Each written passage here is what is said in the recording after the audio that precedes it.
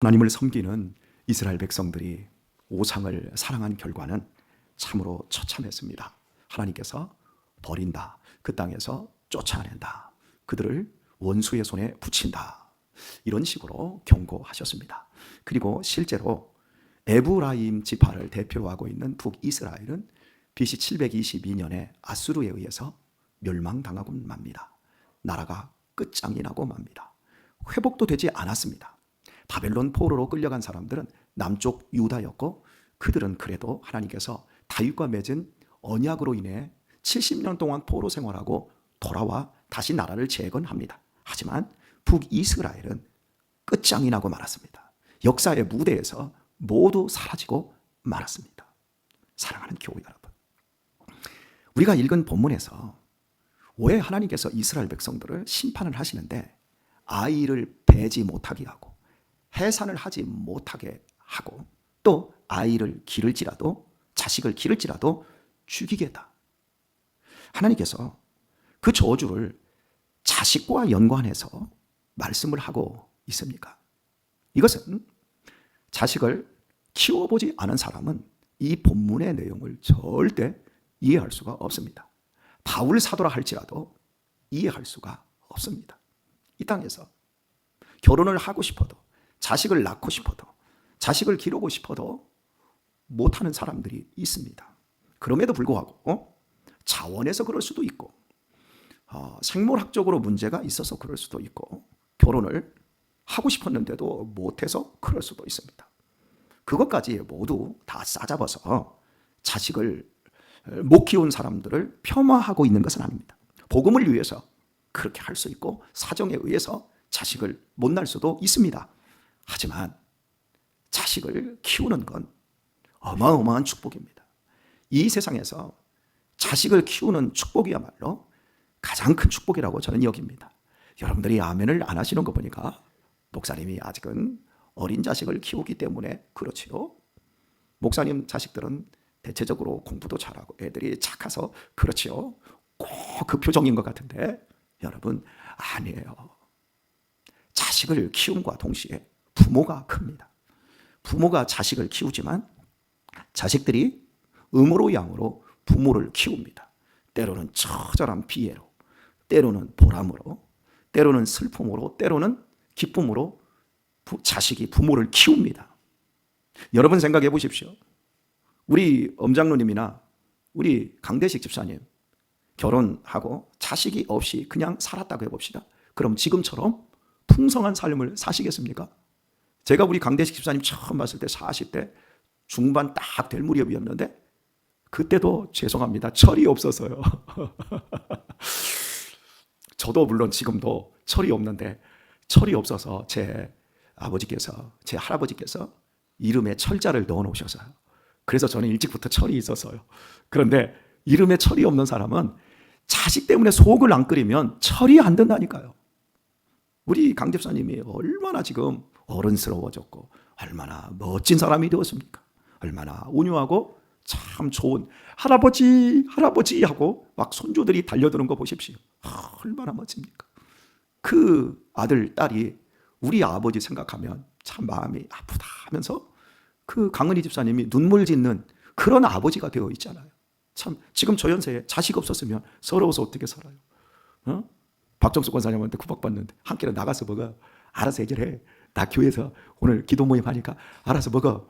딱 그 말하면 찍쓰는 거 알았어. 뭐 염려하지 말고 갔다 와. 딱 그러잖아요. 여러분, 이렇게 자식은 우리에게 우리를 키우고 우리를 보람되게 하고 우리의 마음을 다 끓여요.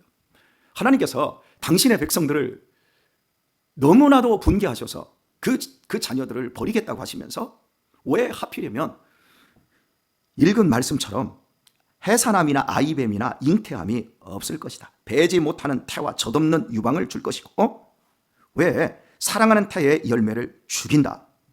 이런 무시무시한 표현을 쓰고 있습니까? 바로 하나님의 마음을 전달해 주기 위해서인 거예요. 하나님이 우리를 자식으로 대하시는 거예요. 믿습니까? 여러분이 여러분의 자식을 가슴에 끓이고 매달고 그 마음으로 여러분의 자식을 대하시는 거예요. 참 제가 가재동 우리 아파트로 이사하고 나서 우리 지금 거기에 저희도 살고 장인 장모님도 바로 옆에서 사시고 그리고 바로 또 우리 옆에 처남 내외가 살지 않습니까? 우리 거기 가서 제가 느끼는 게 하나가 자식 사랑이 이다지도 크구나. 우리 장모님께서 이 저녁 때가 되면 반찬을 만들어서 집에 오셔요. 거의 한 일주일이면 5번에서 6번 오시는 것 같아요. 저녁 때가 딱 되면 냄비째 들고 오셔요. 그러면 거기 보면 국도 끓여 오시고 뭐 반찬 졸여서 가져오시고 막 이렇게 반찬도 많을 때가 있지만 적게라도 이렇게 항상 가져오세요. 그리고 띵동하고 밖에 있으면 문을 열면 활짝 웃으면서 이렇게 주셔요. 그러면 애들이 나가고 또 제가 나가서 이렇게 받아옵니다. 아, 이거 안 해오셔도 됩니다. 우리 있습니다. 그래도 주고 싶었어. 근데 우리 집만 올까요? 그 밑에 처남집에 거기는 처남집에 애들은 늘 그 집에서 불러서 같이 밥 먹고 식사하죠. 이게 부모가 자식에게 베푸는 사랑이에요. 지금 제가 이렇게 음식을 먹으면서 제 아내하고 애들한테 야, 당신은 엄마의 사랑을 먹네. 그 나이 먹도록. 얘들아, 너희들이 할머니, 할아버지의 사랑을 먹는 거다. 이제 얼마 안 남았다. 이거 해올 수 있는 시간도 얼마 안 남았다. 제가 관두라고를 안 해요. 왜냐하면 즐거워서 하는 거니까. 돈이라도 있으면 돈이라도 주고 싶은데 없으니까. 그냥 그거라도 주고 싶으니까. 그걸 갖다가 맛있게 먹어요. 그래서 말 않고 고맙습니다. 또 가져오세요 라고는 안 해도 다음을 얘기할 수 있는, 그냥 언젠가는 못 오세요. 오고 싶어도 못 와요. 그러니까 그걸 받아주는 거예요. 이게 행복인 거예요. 여러분, 하나님이 우리를 사랑할 때 아들을 내어주신 이가 너희에게 구하는 좋은 것을 주지 않겠느냐. 제발 구해봐라. 너희가 내 안에 있고 내 말이 너희 안에 있으면 구해라. 무엇이든지 시행해 주리라. 하나님의 말씀이 우리 안에 있어야 된대요. 하나님의 말씀은 곧 하나님이시래요. 그런데 우리 안에 하나님이 없어요. 하나님의 말씀이 없어요. 욕망이 있고 쾌락이 있고 분노가 있고 근심이 있고 원망이 더 커요. 하나님이 얼마나 슬퍼하실까요? 재작년 겨울 무렵, 이 무렵이었어요. 20대 백수 아들이 대학까지 나와놓고 탱자 놀고 집에서 게임만 하고 사람들과 어울리지도 못하고 엄마가 얼마나 서운한지 속상한지 혼자 키운 그 자식이 번듯한 대학까지 나왔으면 직장 생활을 해야 될 거 아닙니까? 안 되면 알바라도 해야 될 거 아니에요. 요즘 알바 자리가 얼마나 많은데요. 방에서 계속해서 게임만 하고 있으니까 엄마가 잔소리를 했어요. 그러니까 이놈이 앉아가지고 컴퓨터 하다가 그 의자를 번쩍 들어서 엄마를 내려쳤어요. 엄마가 쓰러지니까 부엌에 가서 칼을 가져서 엄마를 수십 군데를 찔렀어요. 그리고 나서 제정신으로 그 짓을 했겠습니까? 엄마가 자식의 칼에 맞고 쓰러져 죽어가는데 이 아들이 덜컥 겁이 나니까 도망을 치려고 하니까 엄마가 아들의 손을 딱 잡고 하는 말, 옷 갈아입고 가. 피가 다 묻어 있으니까. 아들의 옷에 피가 다 묻어 있으니까 그대로 가면 금방 잡히니까 네가 엄마를 죽이더라도 네가 살인자로 잡히는 것보다 네가 도망치는 게 낫겠다. 그러면서 옷 갈아입고 가. 저는 그 신문 기사를 보면서 막 가슴이 메어지더라고요. 그 아들이 엄마를 죽인 것, 그건 사랑을 죽인 거예요. 그런데 엄마는 죽어가면서도 그 사랑을 포기하지 않는 거예요. 여러분, 하나님께서 우리를 사랑하셔서 우리의 죄를 당신의 아들과 함께 묶어가지고 십자가에서 예수님을 죽여버림으로 우리를 살려내셨어요. 하나님의 사랑을 아세요? 그죠? 하나님 돈도 주시고 성공도 시켜주시고 내 자식들 합격도 시켜주시고 무사 못할 건강하게 해주시고, 여러분 구하는 내용을 들여다보면 하나님을 사랑하는 고백이나 하나님을 사랑하는 마음을 달라거나 하나님의 뜻을 달라거나 이게 아니라 다 저 무당들도 저 절간에서 그 어떤 종교적인 행태에 우상 숭배자들과 다를 게 하나도 없어요. 자, 물어봅시다. 여러분 예수님 믿어서 삶에 도움이 되셨습니까? 예수님 믿어서 돈 버는데 도움이 되셨습니까? 여러분이 인생을 살아가는데 재밌게 사는데 예수님 믿는 게 도움이 되십니까? 도움 하나도 안 돼요. 세상 사람들처럼 사기를 칠 수 있어요. 거짓말을 할 수 있어요. 불의하게 탕자탕자 놀면서 월급이나 받을 수 있어요. 어떻게 해서라도 일거리가 없으면 일거리라도 만들어서 일을 해야 되고, 누가 보든 안 보든 내 밥벌이를 해야 되는 그 부분, 내가 사기를 쳐먹을 수 있어요. 돈 버는데 아무런 소용이 없다니까. 여러분, 우리가 재밌게 노는데 예수님 믿는 게 도움이 됩니까? 술을 먹을 수 있나? 밖에 나가서 딴 여자하고 딴 남자하고 바람을 필 수 있나? 그렇다고 해서 막 뒤에서 남 막 욕하고 성질 부리고 내 마음대로 할 수가 있나? 내 삶에 도움이 하나도 안 된다니까요. 뭐 예수님 믿어서 뭐 자식이 공부를 잘해요, 뭐 합격을 잘해요. 세상 사람들하고 뭐 별 차이 없고 세상 사람들이 훨씬 나아요, 그런 거. 근데 왜 여러분은 예수님 믿으세요? 오늘 이 새벽에도 지금 바빠 죽겠는데 아니 회사로 가버리면 되지. 이석훈 집사님 여기 뭐 들어와 있어? 무슨 너무 도움이 된다고. 오늘 새벽에 이렇게 새벽부터 일찍 나오면 하루 종일 피곤해. 뭐 들어 나왔어요? 맞지요? 도움이 하나도 안 돼요. 그러니까 우리 신앙생활 때려칩시다. 하지 마십시다. 우리 파토합시다. 우리 교회에 있는 자산 딱 정리하고 저 퇴직금 주고 여러분들 지분으로 조금씩 나눠주고 우리 끝내버리도록 하십시다. 왜 대답들을 안 해요? 우리가 이성적으로 생각하면요, 믿는 게 안 믿는 것보다 낫지 않아요. 그럼에도 우리가 이 자리에 나오는 이유 꽉 나오고 우리의 소중한 돈을 헌금으로 하나님 앞에 예물로 드리고 여기 와서 내 인생과 시간과 에너지를 봉사와 헌신으로 드리고 할 수 있는 이유가 뭐요? 부인할 수가 없어. 안 믿을 수가 없어. 내가 왜 믿는지 몰라. 예수님 믿는 게 이렇게 재밌어. 재미없어야 되는데 재밌어. 육신적으로 생각할 때, 이성적으로 생각할 때 아무런 재미가 없어야 돼. 그런데 너무 재밌어. 너무 설레. 너무 기뻐. 아멘들도 안 하는 거 보니까 이건 저 혼자만 그러는 것 같아요. 아멘이십니까? 여러분, 쫑을 낼래야 쫑을 낼 수가 없어. 왜? 하나님이 우리를 붙잡고 계시기 때문에 그래요. 그래서 에스겔서 36장에 보게 되면 하나님께서 새 영을 너희 속에 두고 새 마음을 너희에게 주리니 너희의 육신에서 굳은 마음을 제하고 부드러운 마음을 줄 것이며, 이렇게 우리에게 약속하고 있는 거예요.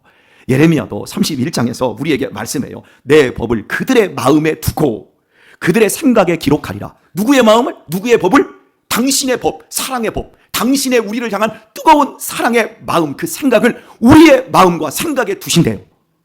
우리가 그런 사람이 되었으니까 도움이 안 되는데도 이렇게 예수님을 믿고 있고 밝게 살고 있고 행복하게 신앙생활을 하고 있습니다. 여러분, 자식을 통해서 우리는 하나님의 사랑, 하나님의 마음을 아는 거예요. 내가 내 자식을 사랑하는 게 얼마나 큽니까? 못 낳았으면 마음 아파서 크고, 잘 낳았으면 좋아서 크고, 열 손가락 깨물으면 안 아픈 손가락이 있으면 좋으련만 다 아파요. 그래서 우리가 한 자녀도 버릴 수가 없는, 그래서 하나님이 우리를 그리스도의 사랑에서 끊어낼 것이 없구나. 환난이나 핍박이나 공고나 기근이나 적신이나 우리를 그리스도의 사랑에서 끊어낼 것이 없느니라. 할렐루야. 로마서 8장에서 그렇게 선언하고도 모자라서 말씀합니다. 생명이나 죽음이나 현재일이나 장래일이나 그 어떤 것도 우리를 그리스도의 사랑에서 끊을 것이 없느니라. 그래서 우리가 그리스도의 사랑에서 넉넉히 이기느니라. 사랑인 거예요. 자식 때문에 우리는 실제적인 사랑을 알게 되어지는 거예요. 내 어머니가 나를 사랑했기 때문에 내가 어린 시절 살아났고, 내가 그렇게 깡아리 부리고 반항할 때도 어머니가 나를 사랑해 주시고 버텨주었기 때문에 제가 이 자리로 돌아올 수 있었던 것이고, 지금 여러분들이 지금도 자식들을 향하면 가슴 아프고 부모로서 해준 것이 없고 모자랐지만 그래도 여러분들이 기도하고 그 사랑을 놓치지 않고, 그리고 음식이라도 해다 주고, 이런 모든 것 다 하나님이 우리에게 주고 싶은 그 사랑을 우리가 간접적으로 느끼는 거예요. 그런데 하나님이 이 사랑을 다 뺏어가 버린다는 거예요. 그래서 오늘날 젊은 사람들이 자식을 낳나요? 죄송합니다. 멍청한 인간들입니다. 일부러 자식을 안 낳는 사람들은 멍청한 인간들이에요. 큰일 나네. 독신주의자들이 제 설교도 엄청 공격하겠네. 사실이에요. 지금은 몰라요. 젊은 날 혼자 살 때 무자식이 상팔자지요. 얼마나 좋아요.